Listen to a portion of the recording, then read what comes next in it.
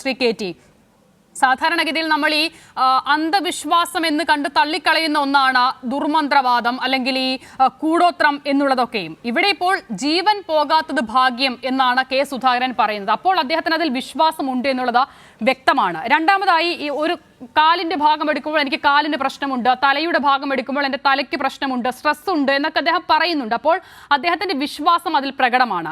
ഇവിടെ ഇപ്പോൾ ശ്രീ എൻ ശ്രീകുമാർ പറയുന്നത് പോലെ രണ്ട് ആളുകൾ തമ്മിലുള്ള സംഭാഷണം അല്ലെങ്കിൽ പരസ്പരമുള്ള ആ നിലയിലുള്ള കാര്യങ്ങൾ എന്നതാണോ നമ്മൾ കാണേണ്ടത്? അതോ അതിനപ്പുറം വിശാലമായി കേരളത്തിലെ ജനങ്ങൾ തെരഞ്ഞെടുത്ത് വിട്ട രണ്ട് എംപിമാരുടെ, രണ്ട് ജനപ്രതിനിധികളുടെ ഇടയിലുള്ള വിശ്വാസം അവരത് സമൂഹത്തിലേക്ക് കൂടി പ്രചരിപ്പിക്കുന്നു, അവരുടെ ഉള്ളിലുള്ള കാര്യമാണല്ലോ ഇത്, അങ്ങനെയാണോ നമ്മൾ കാണേണ്ടത്? അല്ല, ഈ ചർച്ചയിൽ എൻ്റെ പ്രിയപ്പെട്ട സുഹൃത്ത് ശ്രീകുമാർ പറയുന്നൊരു കാര്യം, ഇത് വ്യക്തിപരമായ ഒരു വിശ്വാസത്തിൻ്റെ പ്രശ്നമാണ്, അത് കോൺഗ്രസുമായി കൂട്ടിച്ചേർക്കേണ്ടതില്ല എന്നാണ്. ആ കാര്യത്തിലൊരു വ്യക്തത ഉണ്ടാക്കണം. ഇതൊരു വിശ്വാസത്തിൻ്റെ പ്രശ്നമാണോ? ഇന്ത്യൻ ഭരണഘടനയുടെ ആർട്ടിക്കിൾ 25 നിങ്ങൾക്ക് നിങ്ങളുടെ വിശ്വാസം അത് ആചരിക്കാൻ, അത് പ്രചരിപ്പിക്കാൻ ഒക്കെയുള്ള അവകാശം വ്യവസ്ഥ ചെയ്തിരിക്കുന്നത്. ആ ആർട്ടിക്കിൾ 25 കഴിഞ്ഞ് 26-ാമത്തെ ആർട്ടിക്കിൾ എന്താണ് പറയുന്നത്? 26-ാമത്തെ ആർട്ടിക്കിൾ പറയുന്നത് നിങ്ങളുടെ വിശ്വാസം സാമൂഹ്യമായ താല്പര്യങ്ങൾക്ക്, മാനവികതയ്ക്ക്, സാമൂഹ്യ പുരോഗതിയുടെ യുക്തിക്ക് എതിരാവാൻ പാടില്ല. മന്ത്രവാദം, കൂടോത്രം എന്നൊക്കെ പറയുന്നത് പ്രാചീന സംസ്കൃതിയുടെ മനുഷ്യർ അന്ന് അവരുടേതായ അതിജീവനത്തിന് വേണ്ടി അല്ലെങ്കിൽ അവർ എതിരാളികളെന്ന് കാണുന്ന ശത്രുക്കളെ നിഗ്രഹിക്കുന്നതിന് വേണ്ടി ആവിഷ്കരിച്ചിട്ടുള്ള ഒന്നാണ്. നമ്മുടെ അഥർവവേദമൊക്കെ ആ തരത്തിൽ ആവിഷ്കൃതമായിട്ടുള്ള ഒന്നാണ്.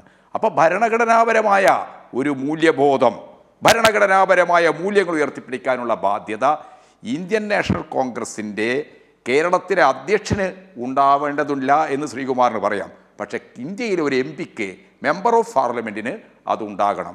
ശ്രീമാൻ സുധാകരൻ സത്യപ്രതിജ്ഞ ചെയ്തത് അഥർവവേദം പിടിച്ചിട്ടല്ല, അഥർവവേദം തൊട്ട് സത്യപ്രതിജ്ഞ ചെയ്തിട്ടില്ലല്ലോ അദ്ദേഹം ഇന്ത്യയുടെ പാർലമെൻറ്റ് അംഗമായിരിക്കുന്നത്.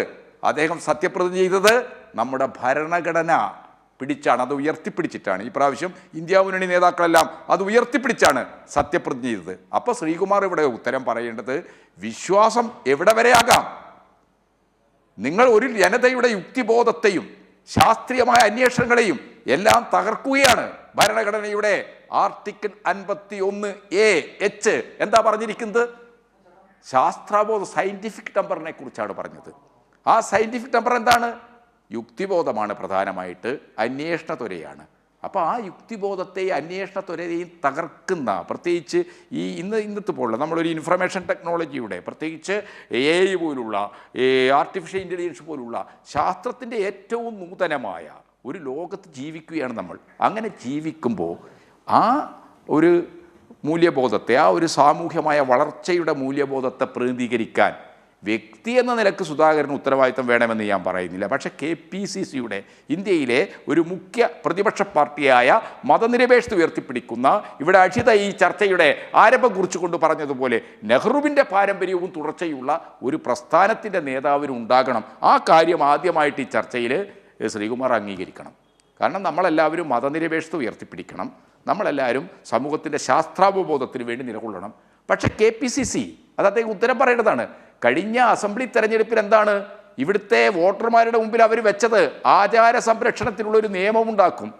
മിസ്റ്റർ തിരുവഞ്ചൂർ രാധാകൃഷ്ണൻ അധ്യക്ഷനാക്കിക്കൊണ്ട് എന്താണ് ആർത്തവവതികളായ സ്ത്രീകളെ ക്ഷേത്രത്തിൽ കടത്താതിരിക്കാനുള്ള ഒരു നിയമത്തിൻ്റെ എന്താണ് ഒരു നക്കൽ, അതിൻ്റെ ഒരു കരടുണ്ടാക്കാൻ KPCC മുന്നിൽ. എത്ര അശ്ലീലകരമായിരുന്നു ആ കരട്!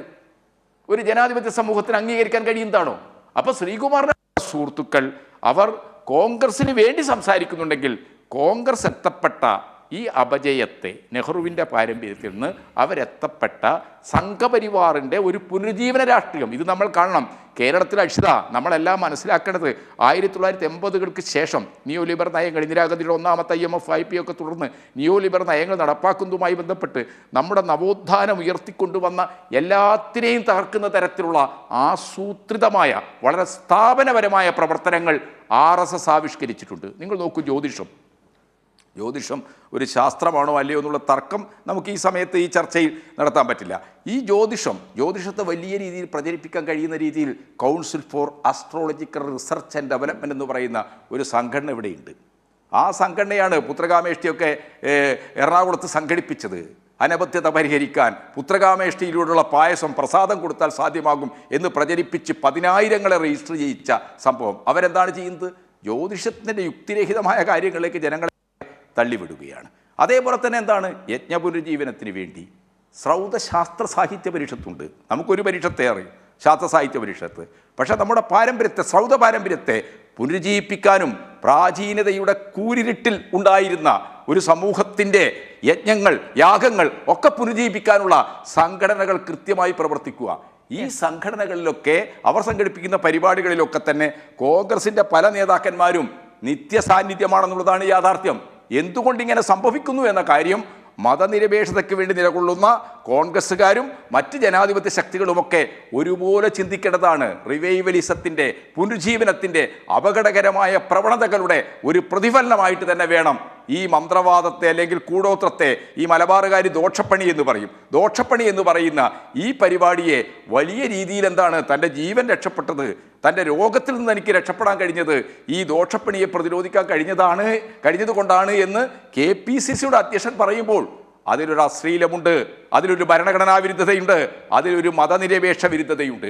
ഈ കാര്യമാണ് ഈ ചർച്ചയിൽ കോൺഗ്രസിന് വേണ്ടി KPCCക്ക് വേണ്ടിയാണ് ശ്രീകുമാർ സംസാരിക്കുന്നതെങ്കിൽ അദ്ദേഹം വിശദീകരിക്കേണ്ടത് എന്നാണ് എനിക്ക് തോന്നുന്നത്.